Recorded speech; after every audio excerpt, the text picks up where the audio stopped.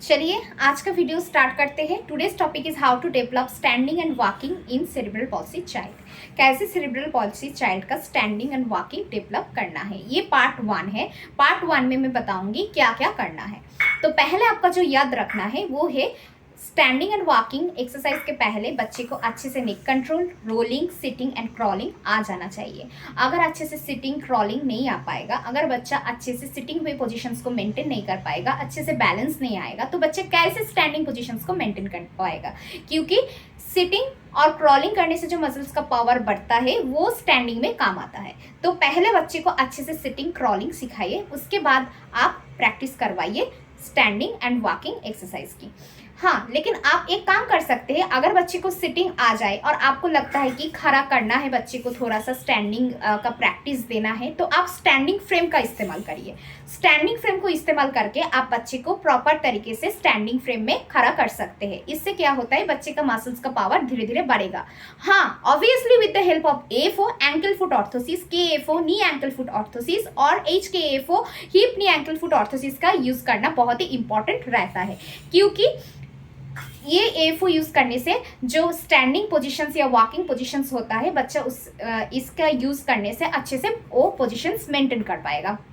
Because AFO will hopefully stop the feet pronating as it is making it difficult for the child to balance, stand and walk. So AFOs का use बहुत ही important role रहता है cerebral palsy बच्चे के लिए। तो next जो करना है वो है सपोर्टेड स्टैंडिंग करवाना बच्चे को। पहला जो एक्सरसाइज होता है, जब बच्चा सिटिंग आ जाएगा, स्टैंडिंग फ्रेम में आप प्रैक्टिस करवा लेंगे, उसके बाद आपको करवाना है knee standing. Sitting and standing के बीच का जो रहता है डेवलपमेंट वो है नी स्टैंडिंग।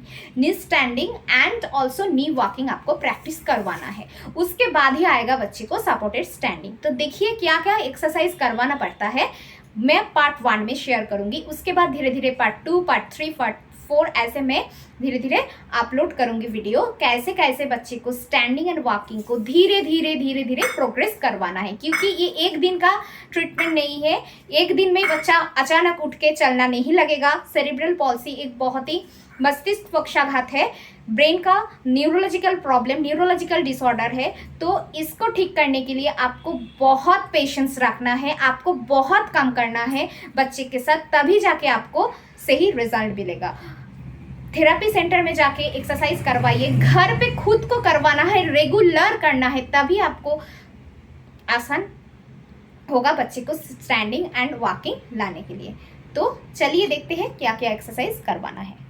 बच्चे को पहले क्रॉलिंग पोजीशंस में लेकर आइए। क्रॉलिंग पोजीशंस के लेकर आने के बाद सामने एक टूल रख दीजिए और बच्चे को वो टूल को पकड़ने के लिए बोलिए। अगर बच्चा टूल पकड़ नहीं रहा है तो कोई फैमिली मेम्बर को बोलिए हेल्प करने के लिए कि बच्चे का हाथ टूल के ऊपर पकड़ के रखे और आप कमर को अच्छे से होल्ड करिए, कमर को अच्छे से पकड़ के रखिए और ऐसे नी स्टैंडिंग पोजीशंस को मेंटेन करिए। ऐसे 10-10 मिनट बच्चे को नी स्टैंडिंग में रखना है। 10 मिनट से आप धीरे धीरे उसको बढ़ा के 20 मिनट करिए, 30 मिनट करिए। ऐसे आपको धीरे धीरे टाइमिंग इंक्रीज करना है और बच्चे को सामने कुछ खेलने के लिए दे देना है कि जाके बच्चा ना रोए। रुलाते हुए बच्चे को एक्सरसाइज नहीं करवाना है, बच्चे को एंटरटेनमेंट भी करिए और एक्सरसाइज भी करिए, इससे तो रिजल्ट आपको बहुत जल्दी मिलेगा। जब बच्चे को धीरे धीरे नी स्टैंडिंग का प्रैक्टिस हो जाएगा तब आप टूल को हटा दीजिए और अपने हाथों से पकड़ के रखिए और कुछ सामने खेलने के लिए दे दीजिए। धीरे धीरे आप हाथ छोड़ने लगेंगे, सामने के हाथ छोड़ने लगेंगे, पीछे के हाथ धीरे धीरे छोड़ने लगेंगे और देखेंगे कि बच्चे का अच्छे से बैलेंस आ रहा है या नहीं। तो धीरे धीरे देखेंगे कि आप बच्चे का धीरे धीरे बैलेंस आ जाएगा रेगुलर प्रैक्टिस करवाने के बाद। जब बच्चा अच्छे से फर्नीचर को पकड़ के आइदर सोफा या बेड को अच्छे से इस पोजीशंस को मेंटेन कर पाएगा, नी स्टैंडिंग अच्छे से कर पाएगा, तब आप करिए नी स्टैंडिंग से सपोर्टेड स्टैंडिंग का डेवलप। तो जो करना है, बच्चे का आइदर राइट साइड और लेफ्ट साइड का किसी एक पैर को सामने निकल के कमर को पुश करके बच्चे को इनिशिएट करना है स्टैंडिंग पोजीशंस में जाने के लिए।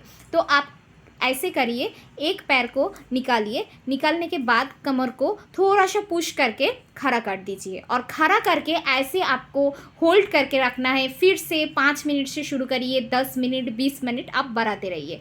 फिर बच्चे को नीलिंग में लेकर आइए। नीलिंग में लेकर आने के बाद फिर आप प्रैक्टिस करवाइए नी स्टैंडिंग से सपोर्टेड स्टैंडिंग। एक पैर निकाल लीजिए, एक पैर निकाल के कमर को पुश करके ऊपर की तरफ आप पुश करिए कि बच्चा ऊपर की तरफ उठ जाए, और उठने के बाद आप क्या करेंगे, उसको स्टैंडिंग पोजीशंस में लेकर आएंगे। ऐसे आपको प्रैक्टिस रेगुलर करना है ताकि मसल्स का पावर बढ़ जाए। उसके बाद जो करना है नी वॉकिंग।